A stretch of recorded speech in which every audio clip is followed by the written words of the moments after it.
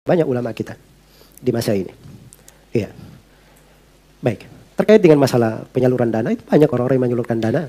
Dia punya kepentingan dari hizbiyah dan seterusnya. Dia pakai penyaluran dana kaum muslimin sebagai tunggangan di situ. Apalagi mereka ini sudah masuk di dalam daftar hitam. Karena banyak menyalurkan kepada pihak-pihak yang ditengarai sebagai orang-orang yang memiliki pemikiran takfiri. Apa itu dana Ihya Turas dan mengapa? Ini juga sama, pertanyaan yang lebih sensitif ya. Tapi saya jelasin. Ihya Turas adalah salah satu lembaga LSM dari Kuwait yang sering membantu Indonesia. Sudah, Masya Allah, sudah tahunan. Saya kalau bahasakan sudah puluhan tahun bantu Indonesia.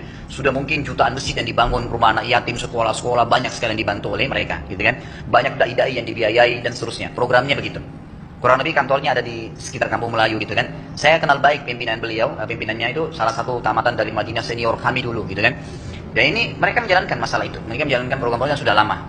Mereka tidak tahu kan, ternyata ada dai yang mengaku sunnah kemudian dikasih gaji bulanan gitu kan. Ternyata ada dai yang mengaku sunnah kemudian dikasih gaji bulanan gitu kan. Ternyata ada dai yang mengaku sunnah kemudian dikasih gaji bulanan gitu kan, tunggangan hidupnya. Ternyata dia salah, ini gak ada hubungannya. Karena setelah ketahuan diberhentikan sebenarnya. Itu yang pertama. Naam. Assalamualaikum. Waalaikumsalam warahmatullahi wabarakatuh. Apa Ustaz tadi? Naam. Jadi kalau masalah tadi ya tadi seperti yang jelaskan tadi, masalah tidak cukup maksudnya harus dijelaskan. Tidak cukup apa maksudnya? Tidak cukup dalam hukum maksudnya. Adapun kalau masalah jalsa, kita sekarang kembali kepada poin masalah jalsa. Bagaimana kalau antum ke Madinah?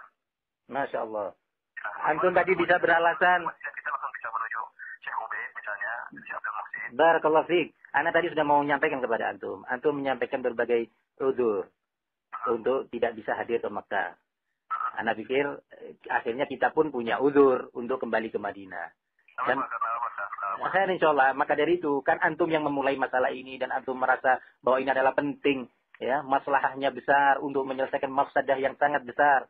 Nah, ana pikir semua masalah itu memang butuh perjuangan. Nah, kita pun harus juga berjuang gitu loh. Maka dari itu kita katakan ta'alau antum. Nah, ke Mekah kita duduk. Nah, ala kulli hal yang terpenting bagi ana tadi adalah bahwa antum tidak merasa puas atau tidak merasa cukup dengan keterangan Syekh Abdullah Bukhari.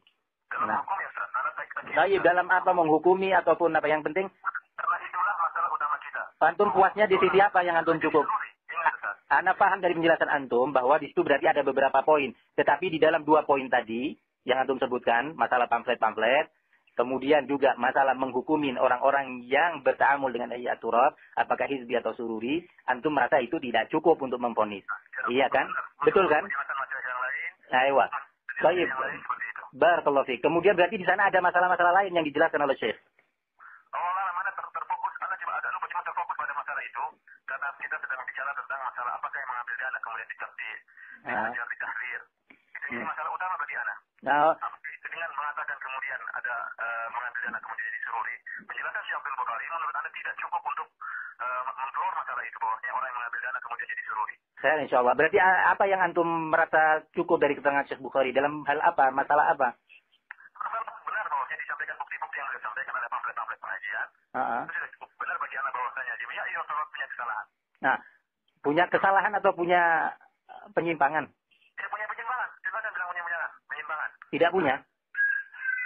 Tidak Anda lakukan, Ustaz. Iya. Tidak Anda lakukan. Kalau pernyataan salah satu tokoh mereka, Wa'il al-Husawi, yang menyatakan, hal yuz'ijuna al-buruz al-syi'i fil Iraq? Qala la yuz'ijuna al-buruz al-syi'i fil Iraq. Kira-kira ini ucapan hak atau batil? Kita berarti sudah masuk poin penjelasan. Lah karena antum sudah bicara poin-poin tadi, Anda coba masuk sekarang antum. Barakallahu fiik. Pada Anda tentang kenapa Anda kurang puas dalam hal ini, Anda jelaskan. Tapi kalau antum sudah bicara masalah hukum, apakah ini ahlul bidah atau ahlus sunnah, tentunya betul ya Ustaz. Lah iya. Berarti penting ta'alau ente ke Mekah. Karena ini penting, ente menyatakan butuh jalsa, maka ana undang antum ke Mekah. Antum tahu kita musafirin, kita dalam kondisi seperti ini, ta'al. Tanpa Syekh Rabi, kita sendiri tanpa Syekh. Hah? Kenapa? Anak sekarang usaha ketemu Syekh Ubaid, Syekh Abbas. Anak jemput antum ke Madinah. Loh, nggak usah Syekh, kita duduk saja. Karena anak yakin kalau antum sudah merasa tidak cukup penjelasan Syekh Abdullah Al-Bukhari tentang 2 poin yang antum sebutkan tadi, anak yakin antum juga tidak akan puas tentang keterangan Syekh Ubaid Al-Jabiri. Karena keduanya sama dalam hal ini. Syekh Ubaid Al-Jabiri, beliau sendiri mengatakan orang yang mengambil dana tanpa syarat tidak keluar dari ahlu sunnah. Masalahnya lain, itulah yang masalah inti yang kita bicarakan. Dan Orang yang mengambil dana tanpa syarat tidak keluar dari ahlu sunnah. Masalahnya lain, itulah yang masalah inti yang kita bicarakan. Dan apakah Syekh dengan ini apakah Syekh Bukhari memvonis? Anda tanya ke antum, apakah Syekh Abdullah Bukhari memvonis seorang yang menerima dana dari Ihya Turas tanpa syarat adalah mubtadi' atau sururi? Tidak bicara masalah itu. Loh, Antum sedang apakah penjelasan masalah itu? antum tadi menyatakan ya barakallahu fiik. Antum tadi menyatakan bahwa penjelasan Syekh Bukhari tidak cukup terkait memvonis seorang yang mengambil dana dari Ihya Turas apakah divonis sururi ataukah tidak. Antum menyatakan keterangan Syekh Abdullah Bukhari tidak cukup. Teman-teman, seperti Ustaz Askari, anak tidak tahu antum bagaimana. Dan Ustaz Askari, anak dengar di ceramah-ceramah beliau, ya. Mempunyai seperti itu. Nah, barakallahu fiik. Barakallah. Antum tadi kan menyatakan bahwa keterangan Syekh Abdullah Bukhari tidak cukup, ya kan?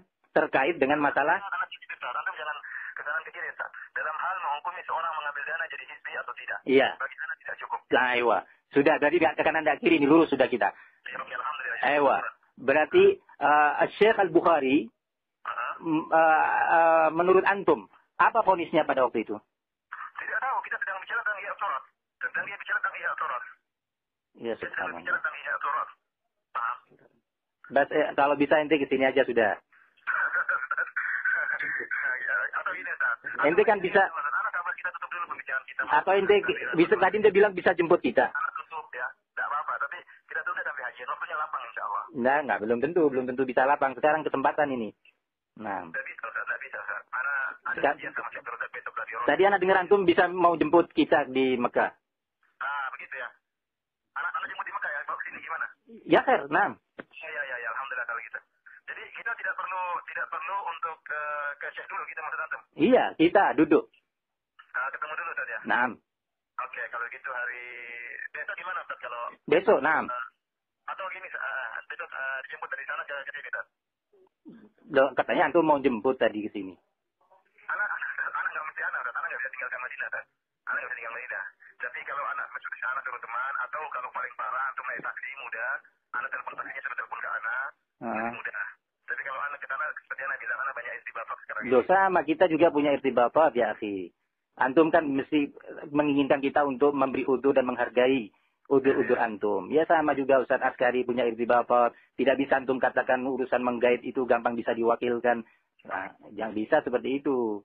Mungkin bagi antum itu bisa diwakilkan, tetapi bagi beliau nggak bisa sebagai bab amanah. Nah, kan beda. Barakallah. Hah? Ini Ustaz, oke, masing-masing punya udur kita paham Ustaz.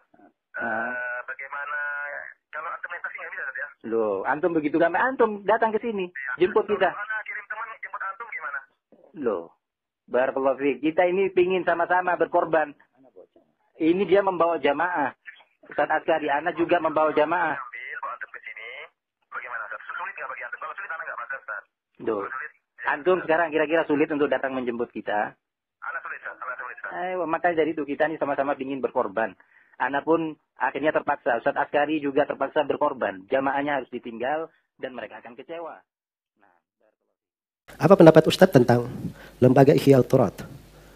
Apa benar lembaga tersebut menyalurkan dananya karena ada kepentingan? Kalau yang ditanyakan Ihya Turat yang berada di Kuwait, ini lembaga tidak ada yang meragukannya bahwa dia adalah lembaga hizbiyah yang mereka menyuruhkan di dalamnya berbagai penyelisihan syariat dan telah diingatkan tentang bahaya hizbiyah dari Ihya Turat ini oleh banyak ulama kita di masa ini. Iya. Baik, terkait dengan masalah penyaluran dana, itu banyak orang-orang yang menyalurkan dana. Dia punya kepentingan dari hizbiyah dan seterusnya. Dia pakai penyaluran dana kaum muslimin sebagai tunggangan di situ. Apalagi mereka ini sudah masuk di dalam daftar hitam karena banyak menyalurkan kepada pihak-pihak yang ditengarai sebagai orang-orang yang memiliki pemikiran takfiri.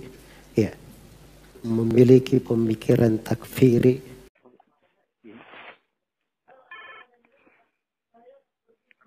Naam. Assalamualaikum. Waalaikumsalam warahmatullahi wabarakatuh. Apa Ustaz? Naam.